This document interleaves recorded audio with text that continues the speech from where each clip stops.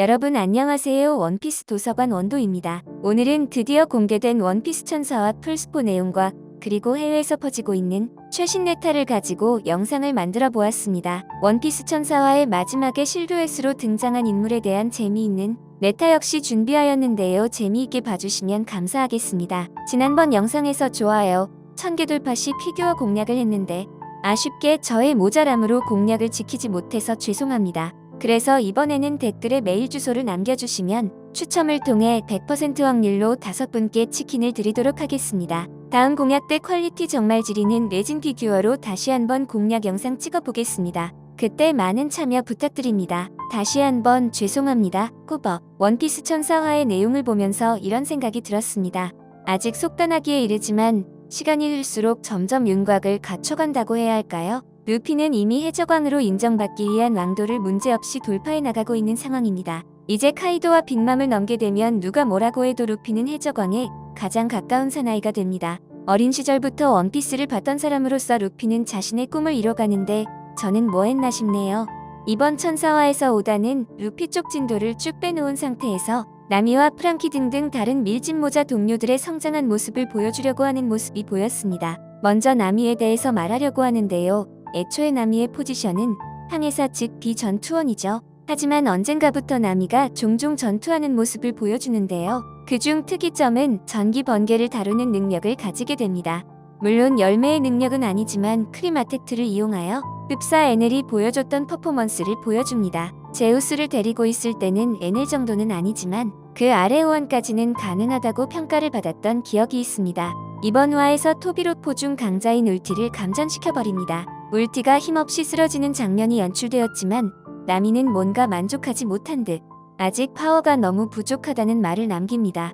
하지만 나미가 이 정도 퍼포먼스만 보여줘도 이미 비전투 요원인 그녀는 충분히 1인분 이상 해줬다고 생각이 드는데요. 빅맘에 힘이 빠졌을 때 제우스를 다시 불러올 수 있다면 나미는 차기 해적왕의 항해사로서 충분한 자격을 갖추게 된다는 겁니다. 앞으로 나미가 전투 요원으로서 얼마나 더 성장할지 너무 기대되는데요. 저는 개인적으로 나미와 제우스와의 만남이 다시 한번 있었으면 좋겠습니다. 제우스를 보유한 나미는 웬만한 메이저 해적단 최고 간부급 전투력을 가진다고 해도 과언이 아닙니다. 그 다음은 우솝에 관해서 이야기를 해보려 합니다. 일단 우솝은 와노쿠니 안에서는 나미와 함께 전투를 수행하고 있죠. 정황상 우솝 역시 한 건 해야 하는 분위기로 이야기가 흘러가고 있습니다. 우솝은 천사화에서 의미심장한 공격 모션을 보여줍니다. 하지만 아직 나미처럼 눈에 띄는 퍼포먼스는 보여주지 못하고 있는데요. 우솝은 조로와 함께 기술의 범위가 상당히 넓기로 유명합니다. 백수해적단 대간판 퀸과 비슷한 점이 있죠. 무기 탄환을 연구하며 그 파괴력을 가지고 전장에서 살아남는 스타일입니다. 현재 많이 나오고 있는 이야기는 우솝 역시 상당한 파괴력을 가지는 신무기 탄환이 공개될 것이라는 의견입니다. 우솝이 새로운 탄환을 보여준 지 오래되었고 그 타이밍과 전장 명분까지 모두 잡을 수 있는 시점이 현재 와노쿠니 이 전장이라는 겁니다. 저는 두 가지 스타일로 생각을 해보고 있는데요. 파괴력은 다소 떨어지지만 엄청난 범위의 데미지로 백수해적단에 피해를 주는 탄환 또는 토비로포급 윗단계의 적들에게 카운터 칠 수 있는 전용 탄환 등을 생각하고 있습니다. 드래곤볼 캐릭터에 비유한다면 미스터 사탄과 같이 결정적인 상황에서 생각지도 못했던 활약을 펼쳐줄지도 모릅니다. 이번 전장에서 활약을 발판 삼아 전설의 저격수로서의 이름을 이어받아야 차기 해적왕의 선언에 맞는 위치를 가진다고 보여집니다. 우솝의 활약 역시 너무 기대되네요. 그 다음 인물은 지금 상당히 포지션이 애매해진 상대입니다. 한때 루조상으로 아니 지금도 루조상이죠. 흑흑흑 조로와 함께 루피의 원투펀치로 입지를 다졌던 상대입니다. 하지만 지금 블랙마리아와 싸움에서 체면을 상당히 구기고 있는데요. 원피스 천사화에서 다소 충격적이었던 장면은 적들 역시 상대가 여자에게 손조차 대지 못한다는 사실을 알아버렸습니다.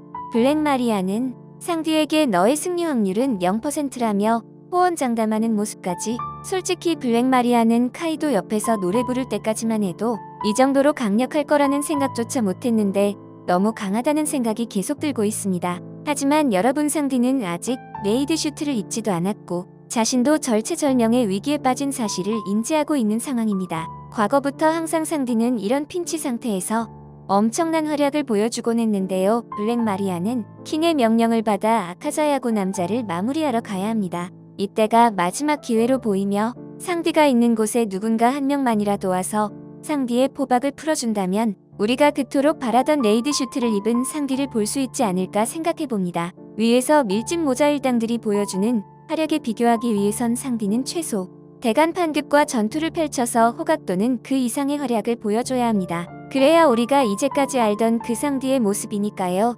루피가 과거 이런 말을 했었죠. 상디는 일당천까지 소화할 수 있는 엄청난 녀석이라고. 저 역시 상디가 다시 멋지게 일어날 것이라고 생각합니다. 프랑키 역시 프랑키 장군 모드로 토비로포와 호각을 다투고 있고 조로는 이미 말도 안 되는 활약을 펼치고 있죠.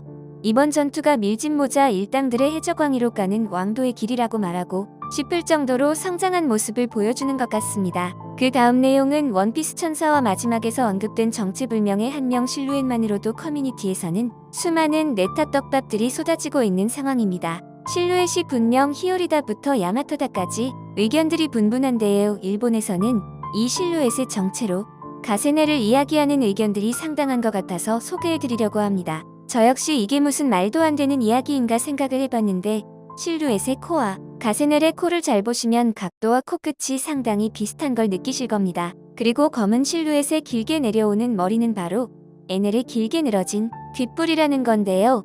이게 상당히 그럴싸합니다. 에넬이라고 생각하지 않고 실루엣만 보면 절대 에넬의 귓볼이 떠오르지는 않은데 코의 각도와 코끝의 모양 그리고 귓볼을 보니 정말 그럴 수도 있다고 보입니다. 하지만 가세넬 이후에 여기 와노 쿠니에 와야 하는지 명분이 너무 부족한 건 사실입니다.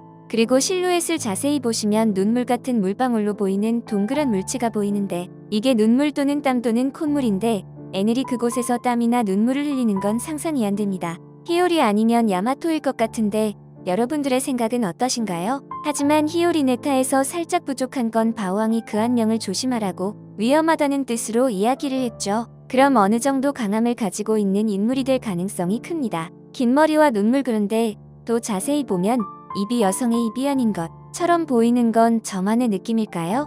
너무 궁금합니다. 9명의 전사들을 구하기 위해 몰래 도착한 사람이 니코로빈이라고 말씀하시는 분들도 종종 보이는데요. 만약 니코로빈이면 스토리 진행상 급박한 긴장감과 재미는 좋을 것 같습니다. 그리고 천사화에서 상디 역시 니코로빈은 강하다 얕보지 말라고 했었죠. 니코로빈의 가능성 역시 열어두고 싶습니다. 야마토나 니코로빈 누가 되었든 너무 재미있을 것 같습니다. 만약 진짜 그럴 가능성은 낮겠지만 에넬이면 좀 어이없을 것 같습니다. 오늘 준비한 영상은 여기까지입니다. 아쉽게 다음 주 원피스 1005화는 휴재라고 합니다.